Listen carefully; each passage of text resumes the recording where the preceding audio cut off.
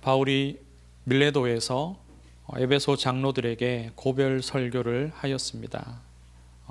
그들과 사랑의 작별을 하고서 이제 고스 그리고 로도, 바다라 또는 무라를 거쳐서 그 여정을 진행을 하게 됩니다.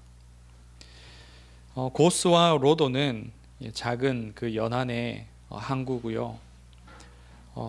여기는 바다라라고 되어 있는데 또 다른 성경 사본에는 무라라는 항구 이름도 기록이 되어 있습니다. 바다라 또는 무라에서 마지막 배를 탔는데요.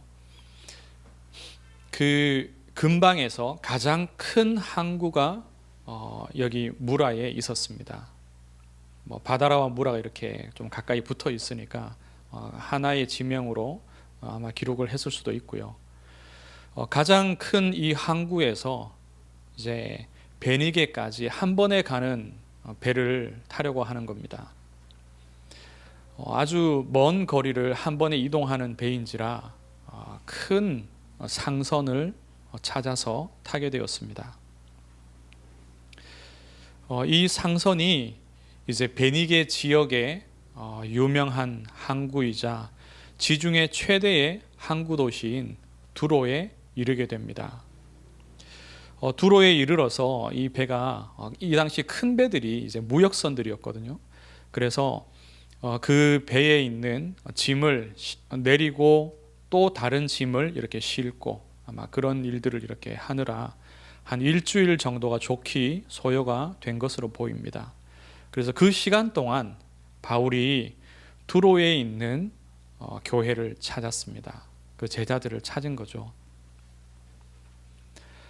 그런데 이 두로는 그 사도행전 15장 3절에 한번 이곳이 나오는데요.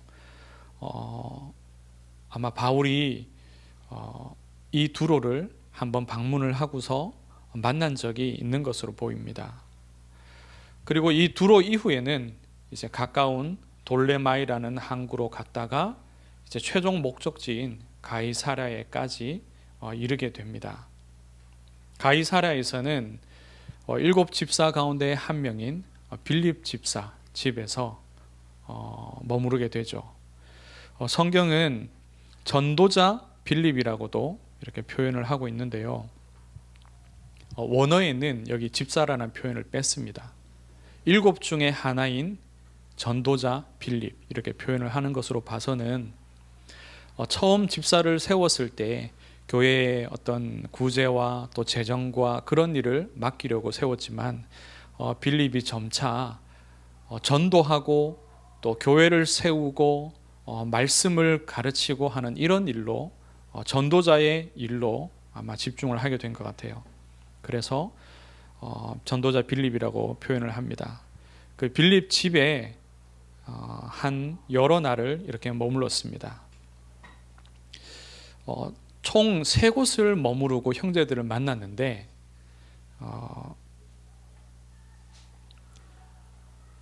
두로와 그리고 가이사랴에서 시간을 오래 가지면서 깊이 교제를 나눕니다. 그리고 이 두 곳에서 하나의 공통적인 사건이 일어났는데요. 그곳에 있던 형제들이 또는 바울의 일행들이 바울로 하여금 예루살렘으로 가지 말 것을 이렇게 권면을 합니다. 예루살렘에서 바울을 기다리고 있는 고난을 성령께서 그곳에 있는 형제들에게 또는 선지자에게 알게 하셔서 그걸 이렇게 말해줬거든요. 바울을 만류하는 그런 사건들이 일어납니다.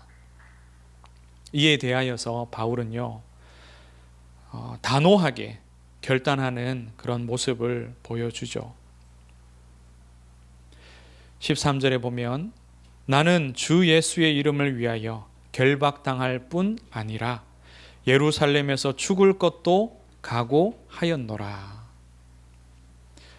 믿음의 형제들의 말과 또 바울의 말이 이렇게 다른 것을 보게 됩니다. 오늘 이 본문의 사건을 통하여서요, 하나님이 우리에게 주시는 말씀 받기를 원합니다. 첫째가 예수님의 사랑으로 서로 사랑하라. 예수님의 사랑으로 서로 사랑하라. 두로의 제자들은 그 수가 많지 않은 것처럼 이렇게 보여집니다. 바울이 4절에 보니까요, 제자들을 찾아라고 말하는데 원어적인 이 표현은요, 아주 적극적으로 찾은 것을 말합니다.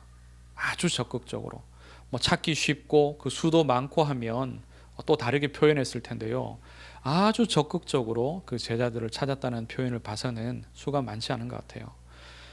예루살렘 교회가 박해를 당할 때 그 박해를 피해서 흩어진 제자들이 이곳에서 말씀을 전하였고 그들이 세운 교회 같습니다. 바울이 세운 교회가 아니에요. 이 두로의 제자들과 이 바울의 만남은 한 10년 만에 지금 다시 재회를 하게 된 겁니다. 10년 만에 만났습니다. 그 사이에 자주 왕래가 있고 소식을 전하고 그런 관계가 아니었어요. 에베소 교회 같은 경우에는 몇 년이나 바울이 그곳에서 말씀을 강론하고 제자와 장로들을 세우고 교회를 목회를 했었죠.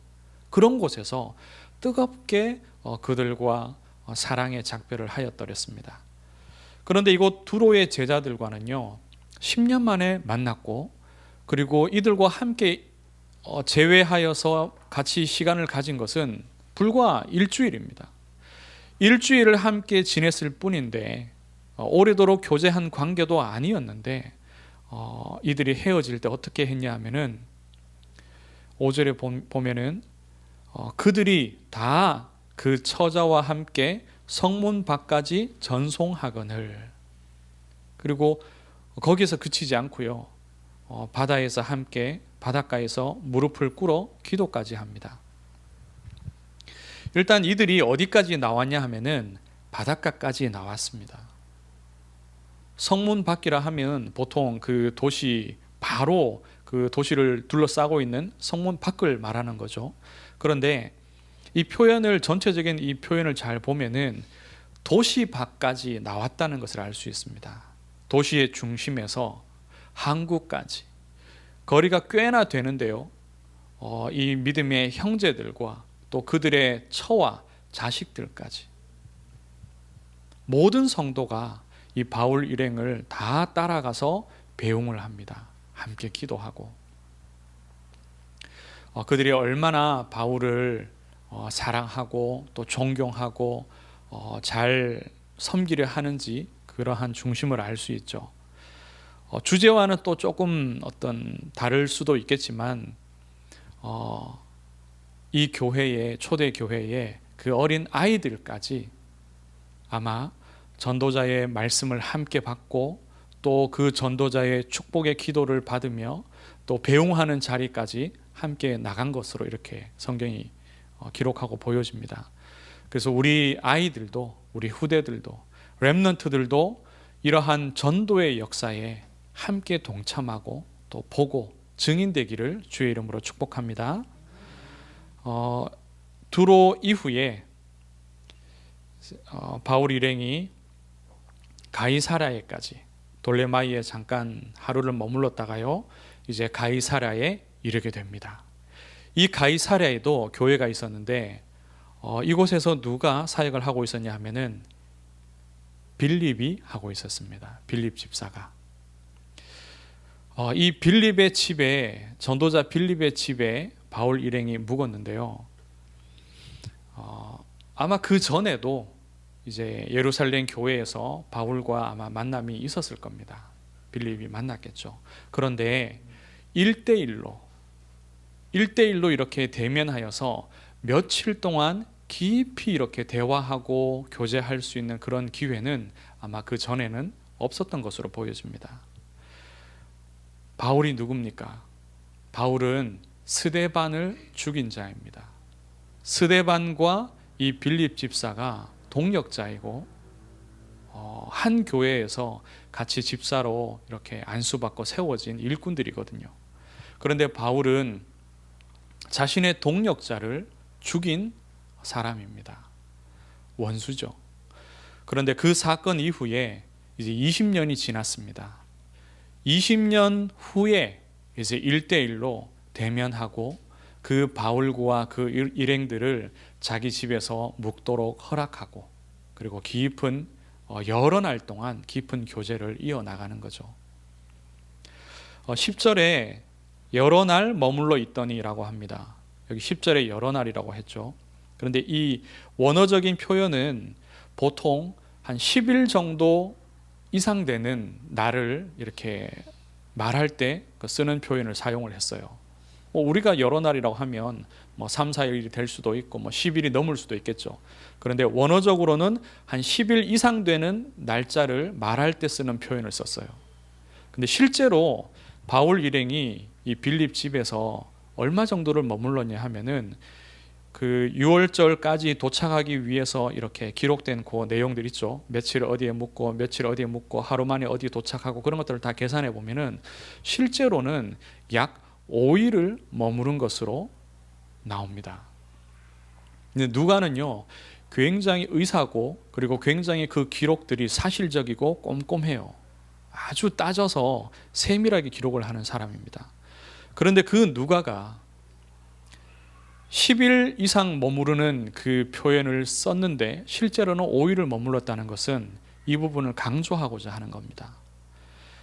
바울 일행이 빌립 집에 머무르면서 그가 빌립과 교제한 그것이요, 10일 이상 교제한 것처럼 그렇게 깊이 교제를 하였다는 사실을 말하고 싶은 겁니다. 이러한 사랑이 어디에서 나왔습니까?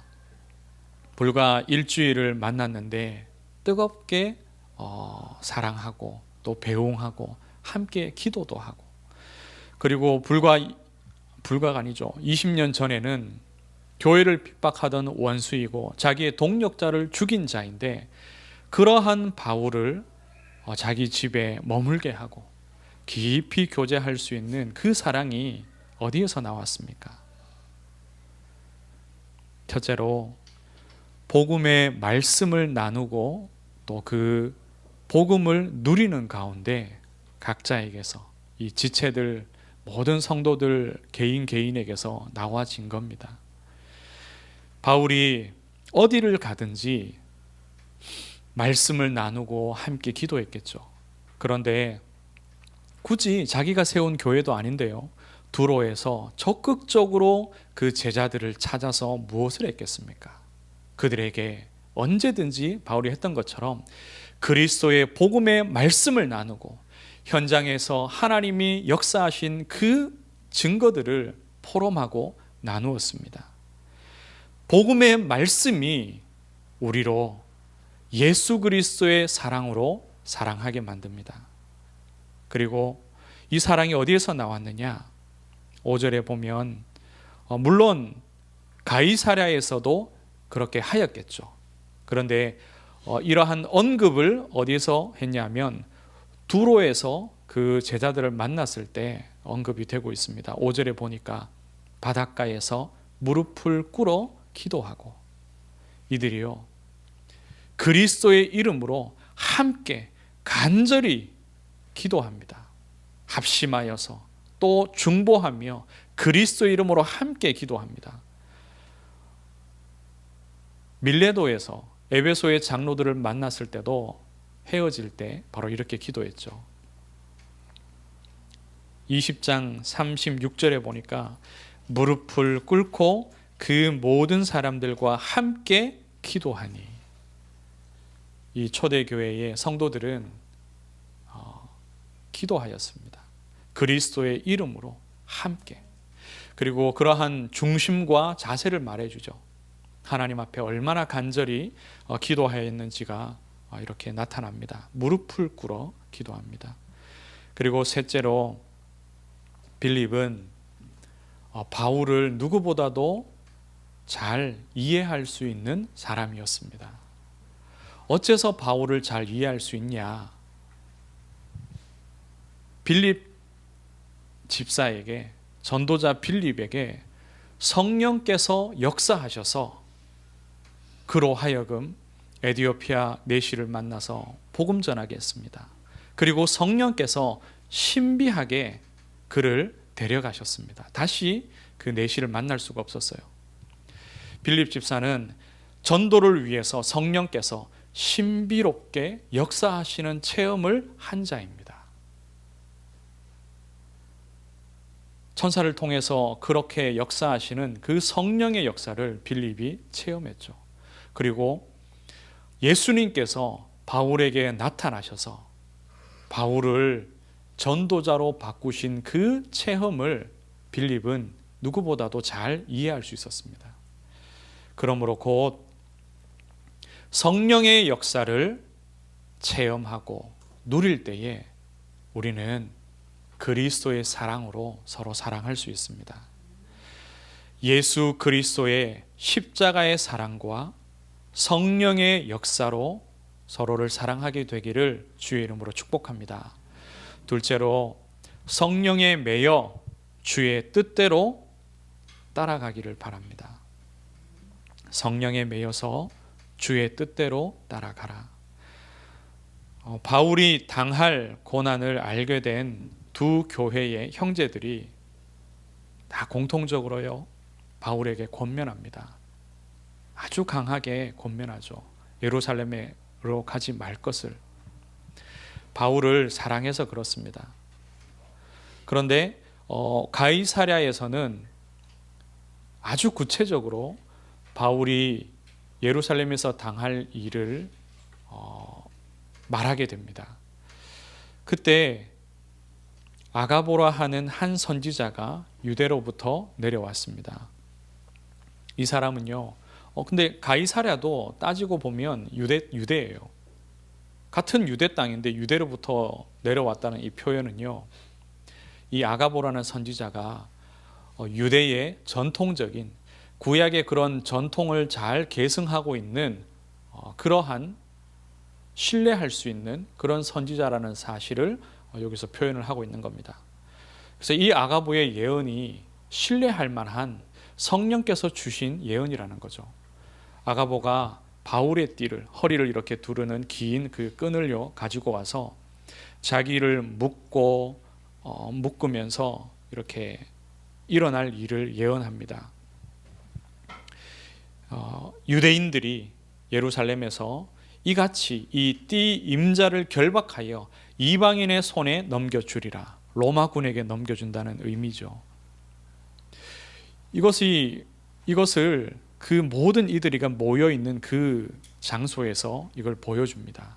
선지자들이 종종 이렇게 예언을 하거든요. 자기를 직접 이렇게 뭔가를 보여주거나 어떤 보여주는 그런 것들을 통해서 이렇게 예언을 잘 드러냅니다. 이것을 직접 보고 나니까요, 그 가이사랴에 있던 믿음의 형제들과 바울의 모든 일행들이 다 마음이 타들어가는 겁니다.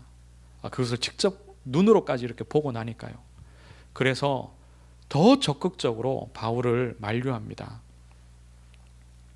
두로에서는 그곳의 제자들이 바울더러 들어가지 말라 하더라 이렇게 말을 합니다.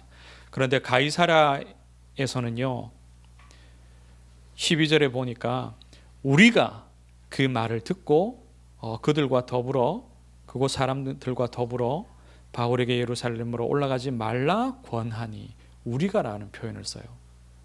이 말은요, 바울의 모든 일행이 함께 만류를 했다는 겁니다. 그리고 누구까지도 했다는 뜻이냐? 사도행전을 기록한 누가까지도 만류를 했다라는 거예요.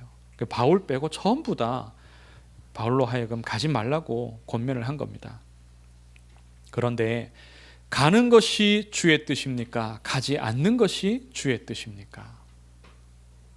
이후에 일어나는 모든 사건들을 보면은요, 가는 것이 주의 뜻입니다. 성령께서도 말씀하시죠. 네가 로마에서도 증언해야 하리라. 가이사 앞에서 증언해야 하리라. 가이사 앞에 서리라. 성령의 뜻은요, 바울이 예루살렘으로 들어가 결박되고 이방인들의 손에 넘겨지고 로마로까지 압송되는 것입니다. 바울은 어떻게 합니까? 사도행전 20장 22절에 바울의 고백처럼요, 기록된 말씀처럼 성령에 매여, 바울은 성령에 매여서 들어갈 것을 결단합니다. 그것이 주의 뜻이라고 말하고 있죠. 그러면 왜 하나님께서는 바울로 하여금 예루살렘으로 가지 말라는 권면을 듣게 하셨겠습니까? 왜 하나님께서는 바울과 그 모든 일행들에게, 그 교회의 형제들에게 예루살렘에서 바울에게 일어날 일을 보게 하시고 또 듣게 하셨겠습니까? 아가보라는 선지자까지 보내어서 하나님이 왜 그 일을 보여주셨겠습니까? 바울과 모든 믿음의 형제들로 하여금 예수 그리스도께서 우리를 위하여 당하신 그 고난을 회상하도록 만드시는 겁니다. 첫째, 하나님의 뜻은 거기에 있습니다. 바울로 하여금 전도하게 하시고 로마에 서며 가이사 앞에 서서 이 복음을 증거하는 것을 하나님이 원하시죠. 그러나 하나님이 가장 원하시는 것은 우리가 그리스도의 그 고난과 그분이 우리를 위하여서 피 흘리시고 십자가에서 죽으신 그 복음의 일을, 그 생명 역사의 일을 잊지 않는 것입니다. 우리가 복음 알고 복음 누리는 것을 하나님은 원하십니다. 그리고요, 바울이 예수 그리스도의 제자로서 이 고난을 받아들이도록 결단하고 준비하게 하는 것에 하나님의 뜻이 있습니다. 예수님도 준비하시고 결단하셨습니다. 누가복음 9장 51절에 보면 예루살렘을 향하여 올라가기로 굳게 결심하시고, 결단이죠. 그리고 결단 전에 어떻게 준비하셨냐? 기도하시며 준비했습니다. 누가복음 22장 42절에 내 뜻대로 마시옵고 아버지의 뜻대로 되기를 원하나이다. 예수님은 여러 번 예루살렘을 향해서 올라가셨는데 그때마다 고난이 자기를 기다리고 있을 것을 다 아셨습니다. 십자가 지시기 전에도 예루살렘을 향하여서 올라갈 것을 결심하셨습니다. 그러면 십자가 지시는 결단을 하지 않으셨냐? 이사야 53장 7절에 보면 그가 곤욕을 당하며 괴로울 때에도 그의 입을 열지 아니하였으며 마치 도수장으로 끌려가는 어린 양과 털 깎는 자 앞에서 잠잠한 양같이 그의 입을 열지 아니하였도다. 결단입니다. 내가 고난을 피하지 않으리라. 바울이 13절에 말합니다. 왜 내 마음을 상하게 하느냐? 왜 이렇게 만류하고 권면해서 내 마음을 상하게 하느냐? 이것은요, 바울이 감정이 상하고 마음이 이렇게 상했다는 것을 말하는 것이 아니라 자기의 결단을 왜 약하게 만드느냐, 그러한 말을 함으로 인해서 그 말입니다. 바울은 이미 결단하였습니다. 비록 그가 밀레도에서 말할 때는요, 예루살렘에서 무슨 일이 있을지 나는 알지 못한다. 그러나 나는 생명조차도 아끼지 아니하며 내게 맡기신 사명을 감당하리라. 그것이 바울의 결단이었습니다. 두로에서는 무언가 좀 더 구체적인 얘기를 들었겠죠. 그러나 바울은 가이사라를 향해서, 베니게를 향해서 예루살렘을 향하는 그 배를 탑니다. 그리고 가이사랴에서는요, 자기 눈앞에 아가보라는 선지자가 일어날 일을 너무나도 자세하게 보여줍니다. 그것을 보고서도 바울은 결단합니다. 때로는 우리 하나님의 자녀들이요, 같은 사건을 놓고서 다른 눈을 가질 수도 있습니다. 다른 시각을 가지고 다른 생각을 하고 다른 결정을 내리려고 할 수도 있습니다. 그러나 성령께서 주인이 되셔서 그 모든 일에 역사하시기를 우리가 기도해야 됩니다. 14절에 보니까요, 적극적으로 권하던 그 모든 형제들이, 또 바울의 일행들이요, 그가 권함을 받지 아니하므로 우리가 주의 뜻대로 이루어지이다 하고 그쳤노라. 그쳤습니다. 왜요? 주께 맡겼기 때문에. 그런데 중요한 것은 주의 뜻대로 이루어지이다. 이것이 그냥 한 말이 아니라요, 기도입니다. 기도. 주님께 모든 일을 의탁하고 맡기며 자기들의 의지를 내려놓는 기도입니다. 주의 뜻대로 이루어지이다. 주께 맡기면 됩니다. 아무도 주의 뜻을 막을 수 없습니다. 그런데 우리가 성령에 매여야 주의 뜻을 알 수 있고 주의 뜻대로 인도받을 수 있게 됩니다. 그러므로 성령께서 오직 우리를 사로잡으시기를, 복음으로 우리를 사로잡으시기를 기도하시기를 바랍니다. 성령에 매여야 됩니다. 그래야 성령인도 받을 수 있습니다. 말씀을 맺습니다. 오직 예수 그리스도의 그 사랑이 우리 교회 안에 충만히 넘치기를 원합니다. 그리고 오직 성령에 매여서 주님 오시는 날까지 주의 뜻을 이루는 교회 되기를 주의 이름으로 축원합니다. 하나님, 은혜를 감사합니다. 우리에게 오직 예수 그리스도의 십자가의 그 사랑을 가르쳐 주시고 그 사랑으로 충만케 하시며 하나님이 이루실 세계복음화의 일을 위하여서 주의 뜻을 알게 하시고 우리를 그 뜻대로 인도하시옵소서. 때로는 우리 앞에 문제와 사건과 고난이 있을지라도 하나님의 뜻대로 인도받게 하시며 주 안에서 기쁘며 기쁨을 누리며 감사하게 하여 주시옵소서. 살아계신 예수 그리스도 이름으로 기도드리옵나이다. 아멘.